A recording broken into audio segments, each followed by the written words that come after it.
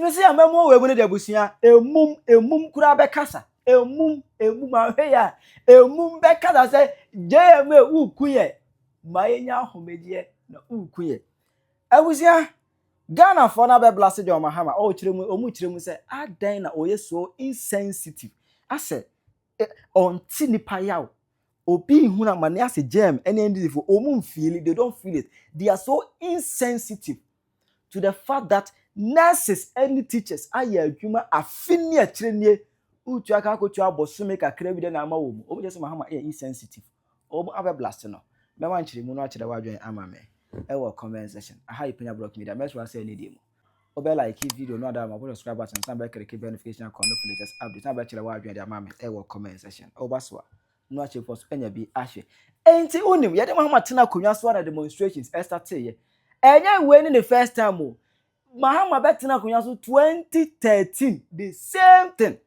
ye de ne tena so ma no atwa afe ana nurses any teachers started demonstrations e wo Ghana hanomo for salary into omuka a whole lot and happen here under John Mahama na mamu sa consesa taxes e be gu Ghana for so na ye wuo e ma ye Ghana for complaining ye no January 2016 Mahama was able to tell us say onim e ma nkwa term the taxes as killer taxes ya killer taxes ono onim say ku Ghana for baga 60 ohia ska no beje February mu osa repeat the same words it's onim the taxes are harsh I know what she there but we need the money necessary here ska no timuntua but this same government were complaining in opposition say for the levy any betting tax aba Mahama was able to say as a country before you can develop you need to impose more taxes you need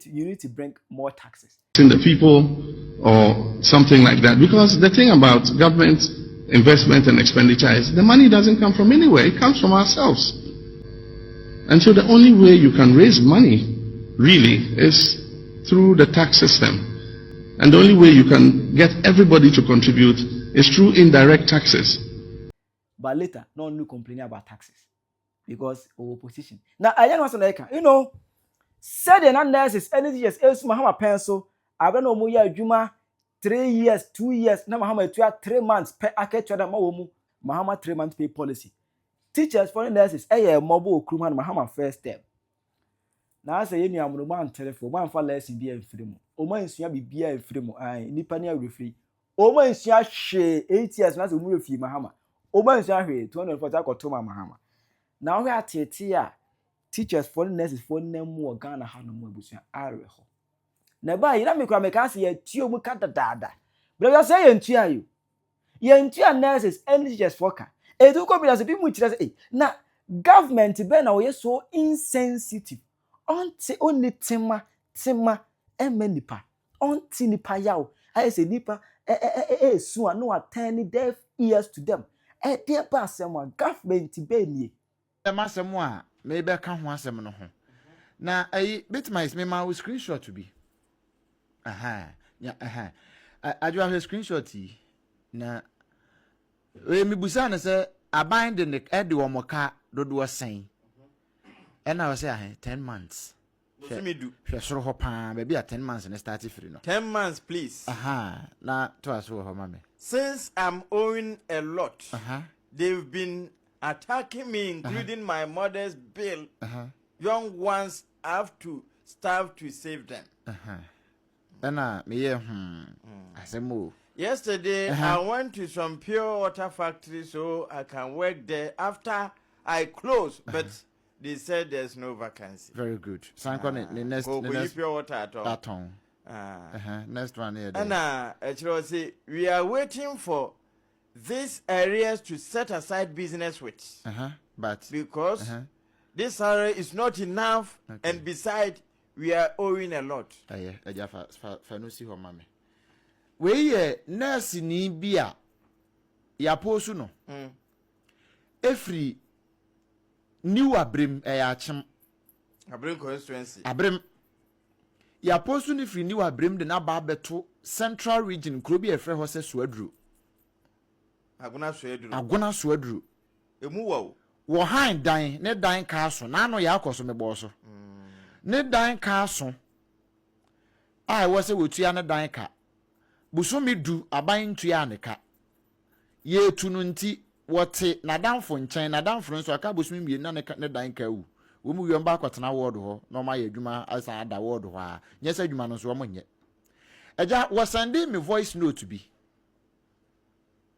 ya odie beji ma de na abo ho msade na ye something which is there na ni su ana wo su na anu se ye kenkan se bible ne se ema owia nkoto opani ni sika so nti de ya ema wia nkoto ni sika so san se owia no ode nani ato so se ya no abie volume no ode nani ato da bi bo de wo start se wo ba ode nani ato so se eno no ode na busua de bedi fa we ne to so ma me eno no ode nani ato so se wode behwe ne maame ne ni nuanom eno na nurse ni enti wo ka ni tirimu no akatua no nso kra nkoba wonti no mo gena ni aka mu no e ba ye boa na nkode aye business bi a ebe support na akatua ne ma areas no nso ma ne maame bills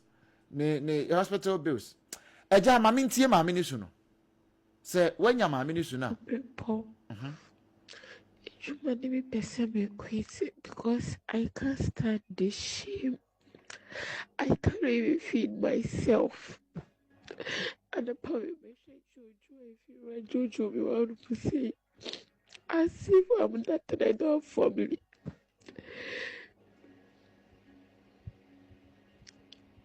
Besides, I have to take care of my mom, my sick mom. I cry every morning. I cry every morning. I could even end up my life. What's wrong, man? I have to quit this job.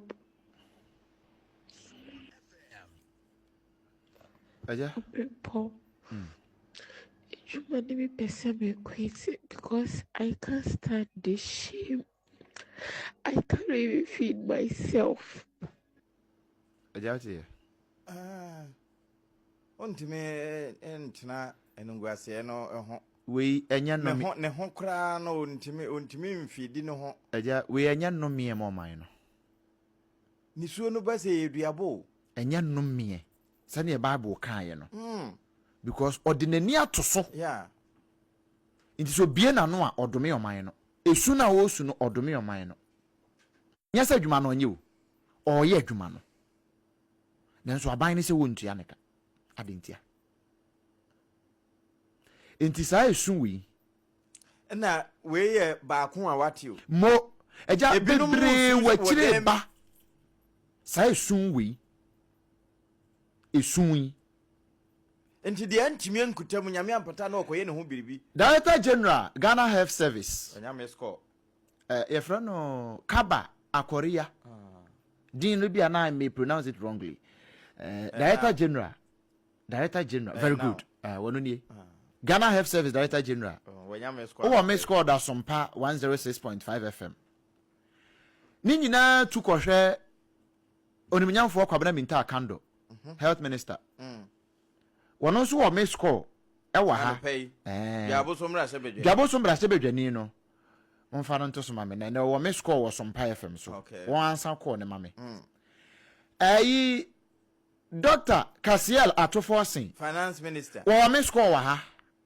won ansa ne call no na no me to bi koye eja Ato Forson force we dem force force we pa dem force ye na nea waye adwuma bosumi du wono ne de ya bosumi du binum ya bosumi du miensa bi de ya du nan eja we ya nurse fo omo asem na me kan yo onko teacher for na me break wo ho onko immigration for me ko ho na gese bi a next 2 week na next akire me ko akire ho onko fire ehom ye fire for commander for ne frɛ me no se customer mo GRA de ho de asem ni ho omo de omo no omo ni GRA ni finance ministry nti omo hwe nyame no omboafo nyame no omhwefo nti hwe hia won prison for commander for ne frɛ me no Sumpa FM. Eja immigration senior officers ne commanders ni bi e frɛ me no Hey, mpanyimfo no nyina.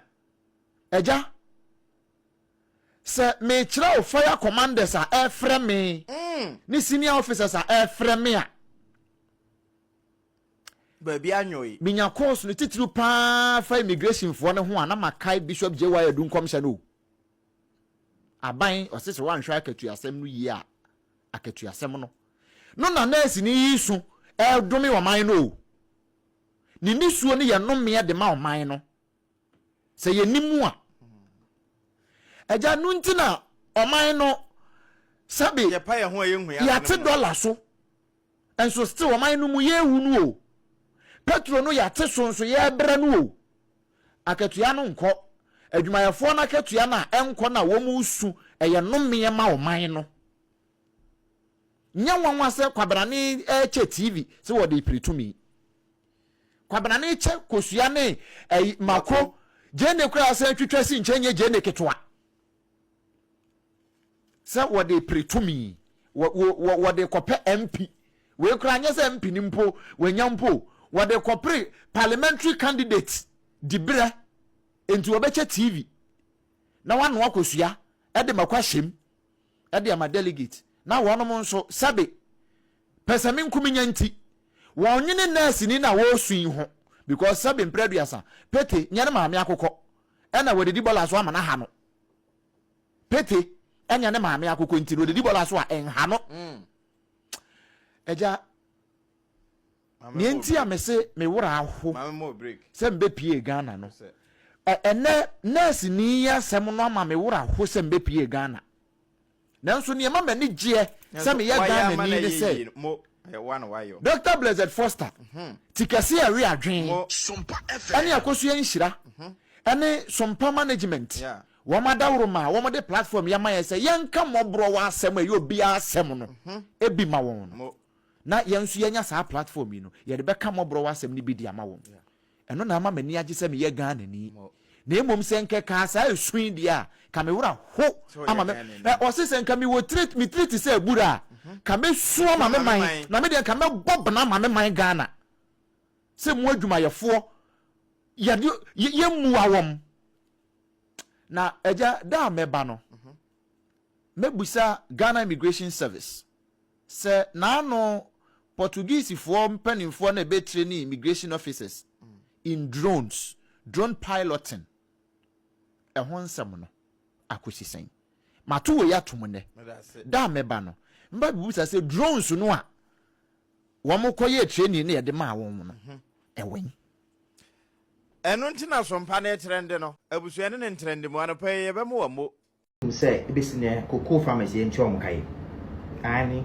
ebesine they can once a maybe twemu but up to today February cocoa farmers are still going through challenges agonizing situation because aban we nchom and the cocoa business kwa doko baby kwa na license buying companies no to be o in fact I have a friend bia or say the boss akatchen so mrefi na cocoa tono o mrefi metwen kakra cocoa farmers are not being paid and the teacher for ejuma 11 months arrears in tuya nurses 11 months arrears in tuya there's revenue shortfall virtually everywhere and then I meant to say even found go quite to my mukwano last year there was a revenue fall of about 36%. 2024 another time oil found go seek at the $1.2 billion. 2025 year trend we're only able to rake in $769 million, over $500 million shortfall. And then cocoa asema ayabasa found wasema ayabasa even gold ayapegu say a reserve I say a day to what that be a semutino abai aton wedi as still we're having revenue challenges and then your revenue at the ports uko harbor nunko yinema ebafom is and say abai is being populous with the forest rate or with the forest the exchange rate and can no the car ba na say bien kebedo $1,000 ah o convert abai be na 14,000 and the same 1,000 abai be na just 10,000 and virtually every area revenue ebafom and the Nema Buana Ecoso, and then ensure coso, electricity Ecoso, even Ghana card and then get for free Ecoso, and then rent Ecoso, spare parts Ecoso, school fees Ecoso. What is happening? I beg of this government, enough of the politics. I'm on your 7 factor channel. Yeah, I'm more. Be more concerned about governance and stop the politics. I'm woman no the German. I'm on your 7 already. I'm area because they are not very careful. We will go into a revenue crunch. A bicycle system from the way Nema is because if you are not getting money from cocoa, because cocoa no quite say and talk. If you are not getting enough revenue from oil because oil prices are starting to fall globally. If you are not getting enough revenue from gold, now say gold then where is government going to get her revenue from? A serious matter. And the earlier this government sat down as a government, as a cabinet, and had a policy direction to remedy this situation, the better. But if you are making Ghana for a catcher move, and I'm saying I'm open. You hear the BCA, that's it. I just am in the innocent. I just cross a war. I say, what they are more beer. And more. And number business viewer Hanafi may call into categories. And number can Bambo Forson be waha. Now may can say, woman should be as I bind the mama buying from my woman. And then you write immigration. Ghana Immigration Service, GIS for no. Now, Mashe, one more regulations are a govern, one more Ejumayan, LI 2245 Nra, upon a boss or Hama, me, I'm the Ejumano. Min Jampunko page 11. A Casafa promotion. Now, I do a minimum say when you're Honua, and as a Pamba Kama, your ha. Page 11. Page 12 and my answer. Page 12 on the promotion. Immigration Service Regulations, 2245, promotion interview, and I need 11 or down. Now, boss, very good. Okay, promotions in the service shall be by a promotion examination. Did not much promotion examination a real last year in promote to promotion interview. One more in every Seniority subject to satisfactory performance. Senior officers in Ghana Immigration Service. Na omoni new recruit for you amukita certificate, higher certificate at the corner. Ne ya recruit to one pass ya atako training area. They say ya no nyina gina skill back. They are going university they said ya. They said ya bano. Ni a wom de dawa survey we do ni senior level as you promote no. E bra fi ni ye promote no. Just no file recruit him. Aye, but or you due for promotion. Young famano, you are no bound, no, yan, one will be any senior. I do okay, special recommendation based on okay. Special recommendation, but I just want people to know, say, when you now acquire immigration fast with the promotion, Nibia, a binuma fast levels when you name where we. Me ton come from my promotion no I hear be 500 cities 400 cities and they be count on the salary mu yazin near oye senior officer ya e be na oye assistant superintendent of immigration immigration mu no constable bi kuraje higher salary ASI for constable bi police mu ananse military mu higher salary sin near officer ya maboni din essence ranking. Nani promotion so on farm man 400 cities 500 cities so pe the be kan salary ho de man no won farm man no nia nyame ya dum mpo na say promotion no kra o de manual na say effective said e be konachi na be backdate no time ma oye due no na no so sa areas no so ono so yam farm ma wo na wo promotion e kra yam farm ma wo pe backdate. This is one of the rots I owe security services. Security service. First line. I think they are almost the first line of defense of this country because what than woman the show. What than woman the show. Now and none because some way say kaya soldier na police bebe mo ne bedika ho. Sankaya kan ankaya embassies. And afei passport ne airport na sifo nyina say immigration for na edom gu. Because documentations ni nyina ye omoju hwane ho na so na hwan ya bi na ifo ne national security for na akogu ho me so ebi wo ho eja wo omogu ho ne den ho ko say say the immigration for 10 and they acquire the back na akwose on the bi na before and wo ma aka be 6 7 8 and they do makogu nti ono ote ho a onye documentations bia wo ono nso ne wo say come here make kwaje passport on na adwuma no very good Me am ti border ne so and I say me am me fa border ne so aba airport unim say Kenya immigration court. I said no mo kan ho asem. Ho asem akosi sen. And I know me say dey am dey kere for yata be example. One more check and for yata immigration for na chi no. Immigration court, immigration prison. For more immigration for cells and one dey control here. I say for no immigration. Ghana ha. Yes, here kita international standard practice. Yeah, practice internationally. But sir, simple amenities we yentimi provide. And unti officer no no dey be kwa adwuma. Na no Navarra yom de buy egun kran. See yes here the 16 regions ni nyina mpa. Also omo de I say security services no. Omo ya no regions ni more than the normal regions na ikita no. Ebi nya bi.